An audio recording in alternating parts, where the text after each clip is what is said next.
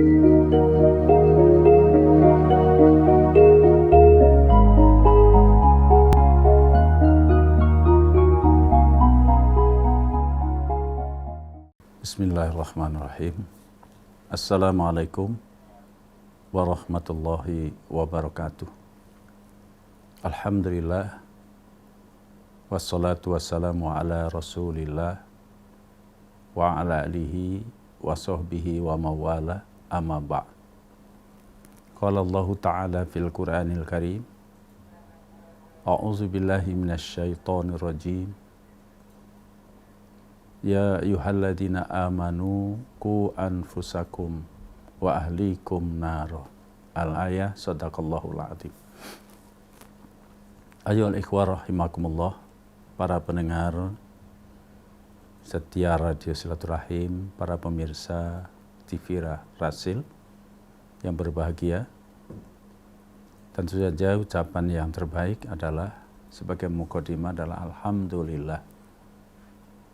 Segala puji bagi Allah yang telah memberikan nikmat pada siang hari ini kepada kita semuanya, diberikan peluang kesempatan untuk terus-menerus berbuat yang bisa kita lakukan, kebaikan-kebaikan insya Allah, dalam rangka mengisi hidup dan kehidupan kita, agar hidup ini menjadi bermakna dan berkualitas di sisi Allah Subhanahu wa Ta'ala. Ikhwan dan akhwat rahimakumullah, kita masih membahas berbagai hal, terutama yang berkaitan dengan kewajiban seorang terhadap keluarganya, terutama bagi seorang suami terhadap keluarganya. Apakah cukup hanya memberikan nafkah? Apakah kewajiban seorang suami setelah ijab qabul diucapkan hanya sebagai seorang suami? Kewajiban apa saja yang harus kita lakukan yang bisa kita pertanggungjawabkan di hadapan Allah? Judul ini sebenarnya menelaah, mengkaji dari yang diambil dari sebuah buku yang saya tulis sendiri, yaitu Meniti Jalan ke Surga, Agenda Harian Seorang Muslim. Sampai pada bagaimana mestinya sebagai seorang Muslim yang dia sebagai kepala keluarga, tanggung jawabnya. Pada pekan yang lalu telah kita uraikan dan kita pernah diskusikan, kita perdalam dengan tanya jawab. Ternyata kewajiban seorang suami tidak hanya memberikan nafkah, karena ketika dia memposisikan dirinya sebagai seorang suami, berarti dia memposisikan dirinya sebagai seorang kapten, kalau itu kapal atau nakhoda. Dia yang harus membawa kapal itu selamat mengarungi samudra kehidupan. Kita tahu bahwa samudra kehidupan itu istilah yang sering digunakan oleh banyak orang. Artinya memang dalam kehidupan itu penuh gejolak. Kalau ketika berlayar berada di tepi pantai, mungkin akan terasa sepoi-sepoi angin bertiup, gelombang yang mungkin tidak ada, hanya riak-riak kecil. Tapi begitu kapal ini laju sampai di tengah, maka dijumpai gelombang kehidupan, romantika kehidupan, variasi problema, antara harapan dan problema silih berganti datang dan pergi. Malah kalau ditotal, dihitung-hitung, sebenarnya lebih banyak problemanya. Walaupun harapannya banyak, tapi yang kita jumpai problema dan masalah yang terus datang silih berganti kepada kita. Karena memang Allah sudah mengingatkan bahwa dunia ini kenikmatannya itu tidak kekal. Semuanya serba sementara, hidup sementara, punya pangkat juga sementara. Jadi presiden kan nggak selamanya, paling 5 tahun. Kalau lurus bisa diterima, nyalon lagi, diterima lagi. Udah 2 kali ya sudah, sementara. 10 tahun ternyata tidak lama. Punya karir pangkat jabatan dari kopral, kemudian sersan, perwira, calon perwira, perwira pertama, perwira menengah, perwira tinggi, bintang 1, bintang 2, bintang 3, bintang 4, selesai. Masa mau bintang 7? Kan tidak mungkin. Sementara. Kenikmatan juga sementara. Makan enak itu sementara. Semua serba sementara. Dan dunia memang sebuah pendakian. Artinya sebenarnya Allah ingin melihat manusia ini setelah difasilitasi, diberikan modal, dicukupkan segalanya, diberikan kemampuan dan kecerdasan, diberi hati nurani, diturunkan juga Al-Quran, diutus Nabi kepadanya.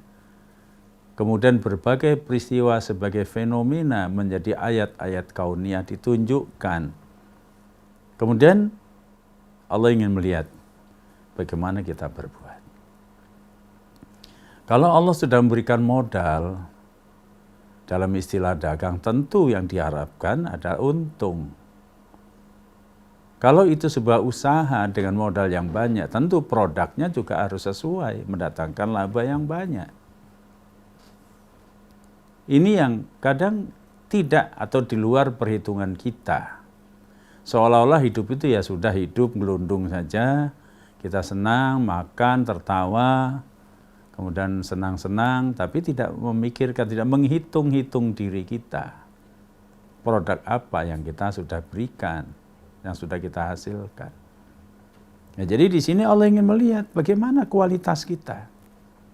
Jadi ibarat kalau orang mengatakan hidup sebuah pendakian, sampai di mana dia bisa mendaki dengan modal yang sudah Allah berikan pada kita. Sebab kualitas manusia itu akan ditentukan dari produk yang dia lakukan, yang disebut dengan iman dan amilus sholihah. Jadi bukan gemuk badannya, bukan tampan wajahnya, bukan cantik orangnya, bukan kekayaannya, bukan pangkatnya, bukan. Tapi produk amal solehnya, iman dan amal solehnya. Hablu minallah harus disertai dengan hablu minan nas. 2 dimensi ini menjadi parameter kehormatan seseorang, tinggi rendahnya derajat manusia di sisi Allah Subhanahu wa taala. Jadi ini yang sebenarnya yang sedang kita jalani, maka tidak salah kalau orang mengatakan bahwa hidup adalah sebuah pendakian. Hidup adalah tes kualitas. Hidup adalah ladang perjuangan. Jadi sebenarnya salah, keliru kalau kita menjadikan dunia sebagai the ultimate goal. Untuk melampiaskan kesenangan kita, syahwat kita, nafsu kita. Sebab tidak akan puas. Karena semua semu dan relatif. Al-Quran mengatakan mata'ul ghurur, kesenangan yang sedikit tapi bisa memperdayakan kita. Jadi mesti tahu kemana kaki melangkah, kemana pandangan kita terfokus dalam hidup ini. Demikian juga dalam hal sebagai seorang suami. Saya katakan ibarat kapal, dia seorang kapten, seorang nakhoda, mau dibawa kemana kapal ini. Dan ternyata membawa biduk rumah tangga ini berhadapan dengan gelombang, berhadapan dengan masalah yang terus-menerus silih datang berganti tanpa henti. Kalau seorang nakhoda yang tidak mahir, tidak mengerti navigasi, tidak mengerti soal pelayaran, mungkin tidak akan sampai ke pantai harapan. Inilah tugas kita. Jadi seorang suami, kemarin kita sudah bahas, ternyata tidak sekadar hanya memberikan makan saja. Dia juga seorang guidance dalam hidup ini. Dia juga seorang murabbi, seorang guru bagi istri dan anak-anaknya, bagi keluarganya. Dia harus membimbing, dia harus menuntun untuk sampai pada tujuan pendidikan itu. Kemana? ke arah menjadi manusia yang takwa kepada Allah. Terciptanya rumah tangga yang sakinah, mawaddah, warahmah, yang diridhoi oleh Allah Subhanahu wa taala, yang bisa selamat dari fitnahnya dunia sampai menghadap Allah. Ya, jadi suami tugasnya luar biasa. Bisa nggak dia membawa keluarga ini sampai kehariban Allah? Yang akan ditanya berbagai hal soal hidup dan kehidupan dan tanggung jawabnya. Masya Allah. Oleh karenanya, seorang suami juga seorang guru, seorang mu'alim, seorang murabbi yang mendidik keluarga dan anak-anaknya.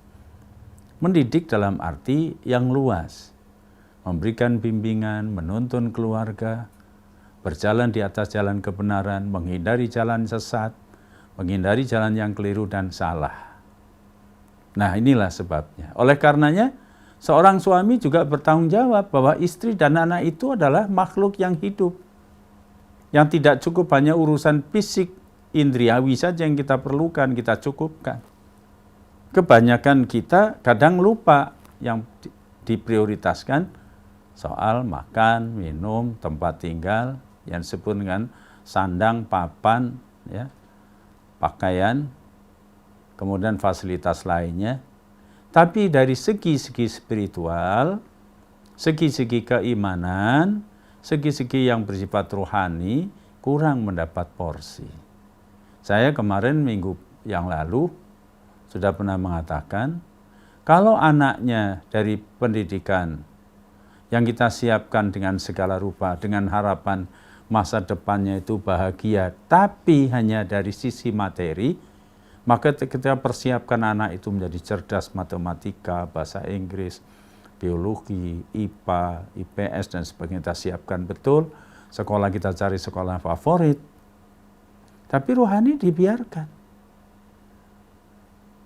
Saya kemarin memberikan ilustrasi, gambaran, kalau seorang anak kemudian dilihat hasil rapot ulangan, nilai-nilai angkanya jeblok, sedih bukan main. Seorang ibu menangis,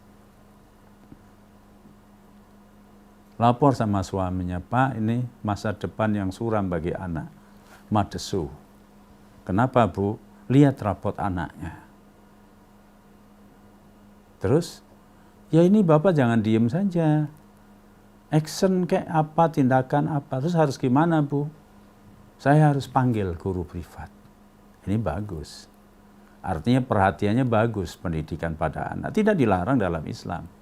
Ini berarti perhatian yang serius, bagus. Karena kasih sayang ibu dia curahkan dalam bentuk mempersiapkan anak dari segi kecerdasan. Tapi sayangnya kecerdasan ini hanya kecerdasan intelektual saja. Ya tidak lama memang anak ini pinter dengan bimbingan kesabaran guru privat, matematika menjadi 8, bahasa Inggris 9, kemudian lain-lainnya, bukannya luar biasa. Dia sukses. Tapi ketika bapaknya mengatakan sama ibunya atau memperhatikan anaknya sudah balik, kok nggak bisa sholat, nggak pernah sholat karena nggak pernah diajari sholat, nggak bisa baca Quran, akhlaknya juga mengikuti ya kebebasan, liberal kayak orang-orang barat, tidak punya unggah-ungguh, pinter tapi kehilangan toto kromo, kehilangan akhlak. Ketika ayahnya mengatakan pada istrinya, Ma, anak kita sekarang udah pinter-pinter, alhamdulillah. Matematika 8, bahasa Inggris 9, ilmu-ilmu yang lain ya pokoknya angka sekitar 8, 9, bahkan ada yang 10. Alhamdulillah, cuma Ma, sesudah dia besar, sudah balik, gak bisa baca Quran, sholat juga entah bagaimana, tidak menutup aurat, padahal dia sudah menginjak remaja. Ibunya dengan ringan dan ketus menjawab, lah si bapak, itu aja kok repot. Nanti kan udah tua bisa sendiri. Nah di sini kekeliruannya, tidak melengkapi anak secara utuh. Jadi mestinya melihat anak itu, membekali anak curahan kasih sayang orang tua, baik bapak maupun ibunya klop seiring sejalan, satu persepsi, mempersiapkan anak itu secara utuh, ya jiwa, ya raga, rohani dan jasmaninya. Lebih utama adalah rohaninya.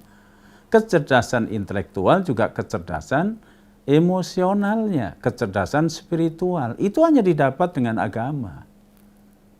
Nah, ini agamanya kurang, dianggap ya tidak begitu penting, malah dianggap tidak penting, bukan tidak begitu penting. Nah, ini kekeliruannya. Akhirnya apa yang terjadi? Banyak dalam kehidupan kehilangan keseimbangan. Kehilangan keseimbangan.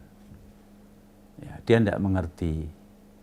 Dia cerdas, tapi tidak ngerti. Tidak ngerti arah tujuan hidup yang sebenarnya. Karena tidak mengerti, maka dia hanya mengikuti arus. Gampang digoyahkan. Akar pondasi tempat berpijak lemah. Karena agama yang mestinya bagaikan pohon yang akarnya menghunjam ke bumi, itu dengan akidah. Kalau dengan akidah ibarat pohon, dia berakar menghunjam ke bumi kokoh. Menghadapi topan badai, dia tetap tegak di atas permukaan karena punya akar. Nah, kalau akidahnya rapuh, agamanya lemah, sekalipun cerdas otaknya, rapuh dalam menghadapi persoalan hidup ini. Karena semua persoalan hidup tidak cukup hanya dihadapi dengan kapasitas kecerdasan intelektual semata-mata. Ini masalahnya. Oleh karenanya, ya mari mungkin evaluasi buat keluarga muda, juga mungkin rumah tangga yang sudah lama, tapi salah dalam penerapan, mudah-mudahan kita bisa masih ada kesempatan untuk berbenah. Karena ada ayat yang saya baca tadi, ya ayyuhalladzina amanu qu anfusakum wa ahlikum naro. Wahai orang-orang yang beriman, jaga dirimu dan keluargamu dari api neraka. Ini Allah yang berfirman. Bukan menteri, bukan RT apalagi. Ini Allah, jaga dirimu, keluargamu. Berarti anak cucu kita. Bagaimana menjaga diri dari api neraka? Dari kebinasaan, dari kesesatan, dengan agama, dengan Al-Quran. Wa nunazzilu minal Qur'an ma huwa syifa'u wa rahmatul lil mu'minin. Allah turunkan Al-Quran itu menjadi obat penawar jiwa. Yang akan bisa menjadikan rahmat, berarti keselamatan itu dengan Al-Quran. Menyimpang dari Al-Quran, hidup menjadi susah. Wa man a'rada an dzikri fa inna lahu ma'isyatan dongka. Siapa yang berpaling, mengo, mengabaikan, melecehkan apalagi terhadap Al-Quran, peringatan dari Allah, lupa kepada Allah, ini justru awal sebuah kedurhakaan. Maka baginya akan diberikan kehidupan yang sempit, sempit jiwanya, sempit pikirannya, sempit hatinya, tidak kuat menghadapi problem dan masalah. Dia tidak tahu kemana arah tujuan hidup yang jelas. Apa kewajiban yang harus dia tunaikan, mana yang prinsip, mana yang teknis, kemana arah hidup ini hendak diseberangkan. Itu hanya dengan guidance Al-Quran. Lepas dari Al-Quran jelas kehidupan yang susah. Sedangkan banyak saja dirasakannya kurang. Karena jiwanya yang dahaga. Jiwanya yang kering kerontang tanpa Al-Quran. Fa inna lahu ma'isyatan dongka. Maka sungguh baginya kehidupan yang sempit jiwanya. Sekalipun dia sudah mampu membangun rumah yang lapang, yang besar, tapi jiwanya yang sempit. Mungkin dia sudah mampu mengumpulkan harta yang banyak, tapi jiwanya sempit. Jadi dirasakannya kurang. Dia terangsang oleh syahwat dan nafsu yang tanpa kontrol dan kendali. Akhirnya hidupnya menjadi hilang berkahnya. Dia diperkuda oleh nafsu, diperkuda oleh dunia, bukan menjadi hamba Allah, tapi menjadi hubbud dunia, budaknya dunia, budaknya perut, budaknya nafsu. Hidupnya akan terlunta-lunta dipermainkan oleh arus gelombang kehidupan. Itulah perlunya Al-Quran. Kemudian para ikhwan dan akhwat rahimakumullah. Nah sekarang tanggung jawab seorang suami kepala keluarga dalam mencukupi atau nafkah bagi keluarganya. Ini juga kalau salah penerapan bisa melahirkan berbagai macam masalah dalam rumah tangga. Mencari nafkah bagi seorang kepala keluarga menjadi kewajiban. Sekali lagi, kepala keluarga menjadi satu kewajiban. Semenjak dia ucapkan ijab qabul di depan penghulu, dia berjabatan dengan wali nikah, yaitu orang tua yang kemudian menjadi mertuanya. Itu artinya dengan nama Allah, dia berjanji mengambil oper estafet kepemimpinan dari seorang wanita yang menjadi istrinya, dari mertua kepada dirinya. Itu artinya dia yang akan bertanggung jawab mencukupi segala keperluan hidup sesuai dengan kemampuan. Nah, ini juga kadang-kadang pengantin itu lupa. Kadang-kadang kalau jadi pengantin itu yang ingat cuma bulan madu saja.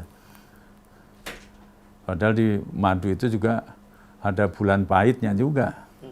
Makanya si onde itu nggak berani juga mau nikah itu, karena memang tanggung jawabnya besar. Jangan hanya bulan madu yang terbayang, kewajibannya lebih banyak.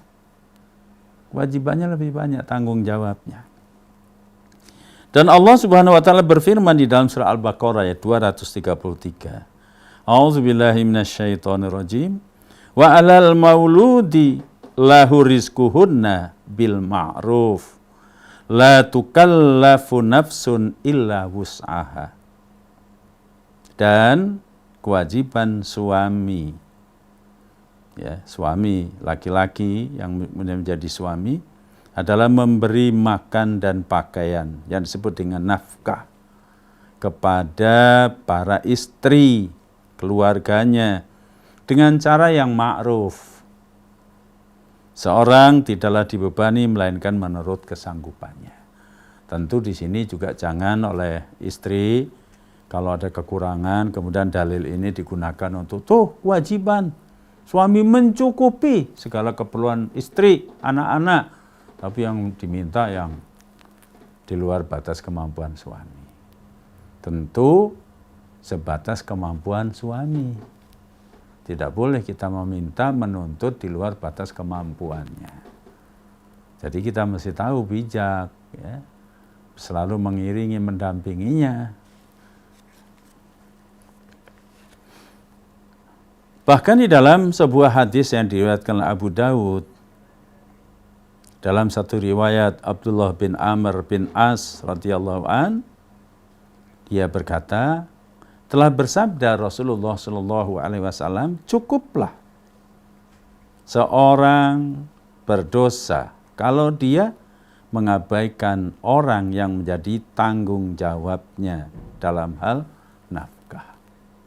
Jadi kalau suami menelantarkan dengan sengaja sehingga istrinya terlantar, tidak diberikan nafkah, anak-anaknya tidak diberikan nafkah, tidak dicukupi segala keperluan, baik keperluan jasmani, sandang, pangan, papan.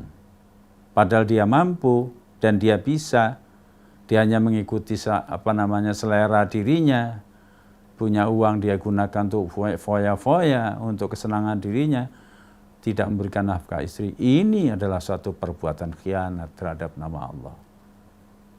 Lupa bahwa ketika ijab kabul diucapkan, itu berarti dia berjanji di hadapan Allah. Atas amanat Allah seorang istri diambil menjadi istrinya, yang artinya haram menjadi halal, itu juga di sisi lain dia bertanggung jawab. Tapi kemudian di tengah perjalanan dia terlantarkan, dia hanya mengikuti selera dirinya, memuas-muaskan dirinya, kemudian keluarganya terlantar, maka dia berdosa. Padahal dia mampu. Atau orang bermalas-malas, tidak mau bekerja, padahal dia ada kemampuan, malas dia. Akhirnya menjadikan istri dan anak-anaknya terlantar, ya, kemudian tidak bisa sekolah, alasannya tidak mampu, padahal kalau ngerokok sehari habis 2 bungkus.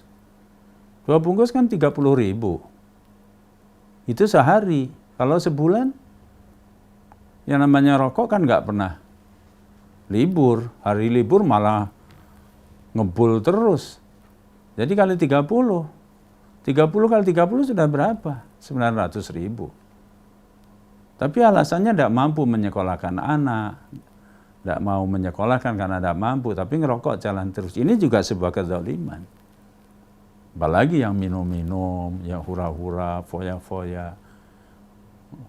Masya Allah, na'udzubillah min dzalik. Jadi, cukuplah seorang berdosa, ya, menjadi dosa, jika dia mengabaikan tanggung jawabnya untuk memberikan nafkah. Karena hukumnya wajib. Jadi kalau nggak ada, mesti dia cari. Ya. Jadi sangat tercela seorang laki-laki, seorang suami yang menelantarkan keluarganya. Menelantarkan anak dan istrinya. Padahal dia mampu, kecuali kalau memang dia tidak mampu. Oleh karena itu, seorang suami ketika dia sudah menjadi kepala keluarga, dia harus niat dalam hatinya, saya harus mencukupi segala keperluan seorang keluarga, baik istri dan anak. Nah, ini tergantung pada niat. Maka nikah itu pun harus didasarkan pada niat beribadah. Dengan niat lillahi ta'ala. Menanggung semua risiko problematika hidup yang dia akan pikul. Jadi ini dibebankan kepada seorang laki-laki. Maka laki-laki yang baik adalah laki-laki yang berjiwa kesatria. Saya harus memikul tanggung jawab ini sesuai dengan kemampuan. Maka ketika seorang suami itu melakukan pekerjaan itu dengan beban tanggung jawab, suka dukanya, lelah payahnya, itu dinilai oleh Allah sebagai nilai jihad fi sabilillah. Tentu jangan salah niat lillahi ta'ala, kewajiban mencari nafkah, mencukupi kebutuhan keluarga, baik istri maupun anak-anaknya. Kebutuhan sandang pangan, kebutuhan pendidikan, kebutuhan kesehatan, dan semua yang diperlukan. Dia pikul di atas pundaknya dengan niat lillahi ta'ala. Di sini kualitas seorang suami, menjadi kesatria dia. Ini yang disebut dengan laki-laki rijalul mu'min. Dia harus bertanggung jawab di hadapan Allah Subhanahu wa ta'ala.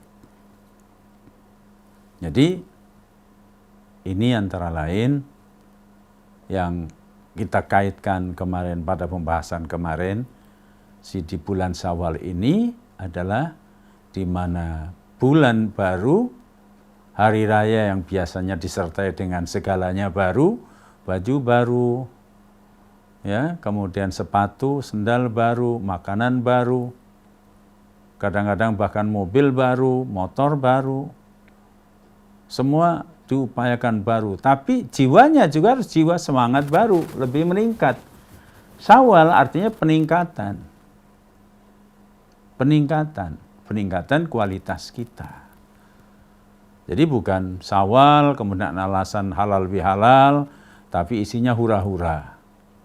Tidak dihayati makna yang tersirat pada bulan Ramadan, nilai-nilai kualitas puasa yang diterapkan dalam dirinya, itu tidak dihayati. Tapi hanya sekadar ya kumpul-kumpul, makan-makan, tapi kemudian tidak kita berikan semangat baru bahwa perlu kita sosialisasi, berinteraksi, kemudian kemungkinan ada salah paham, kekeliruan, kemudian melahirkan satu ajaran yang disebut halal bihalal, artinya saling menghalalkan jika ada kesalahan kekeliruan, ya, atau hal-hal yang kurang baik kemudian diperbaiki untuk lebih baik. Nah, ini saya kira perlu dalam hidup bermasyarakat, bersosial, sebagai makhluk jama'i yang tidak bisa hidup sendiri-sendiri. Tapi intinya adalah bahwa itu halal bihalal di bulan Syawal mengingatkan kepada nilai-nilai keutamaan yang sudah kita peroleh di bulan Ramadan, kemudian kita aplikasikan dalam bentuk tanggung jawab yang harus bisa dipertanggungjawabkan di hadapan Allah. Beberapa waktu yang lalu saya juga menyampaikan, manusia yang melakukan ibadah saum itu akan mendapatkan nilai keutamaan terletak pada ibadah sirri, yaitu ibadah yang tersembunyi, yaitu kepada ihsan. Ketika dia berpuasa, dia tidak mau makan, tidak mau minum, dia tertib hukum, tertib syariat, sekalipun orang lain tidak tahu. Ini yang disebut dengan ihsan itu. Nah, sesudah bulan Syawal ini akan terpatri pada jiwanya bahwa hidupnya itu selalu tertib hukum, disiplin, mana perintah dan mana larangan, bukan takut kepada pengawas, kepada atasan, pada manusia, bukan, tapi langsung tanggung jawabnya di hadapan Allah. Nah, ini harus ada pada seorang suami. Kalau seorang suami yang melakukan seperti itu berarti ada tanggung jawabnya, maka susah payahnya, berat ringannya tanggung jawab ini dia pikul dengan niat ibadah kepada Allah dan berharap yang saya sebut kemarin dengan iman dan wahtisaban menjadi motivasi. Karena iman dia pikul tanggung jawab sebagai seorang suami mencari nafkah, mendidik, membimbing, mengayomi, memberikan contoh keteladanan. Bagaimana supaya keluarga, anak-anaknya, istri dan anak-anaknya, keluarga besarnya selamat di dunia akhirat. Itulah seorang suami yang luar biasa insya Allah. Oleh karenanya apapun yang dilakukan oleh seorang suami, letihnya, payahnya mencari nafkah, itu semua akan menjadi kafarat bagi dosa dan dinilai sebagai nilai jihad fisabilillah. Ketika dia memberikan nafkah, itu akan dihitung dengan sedekah. Subhanallah.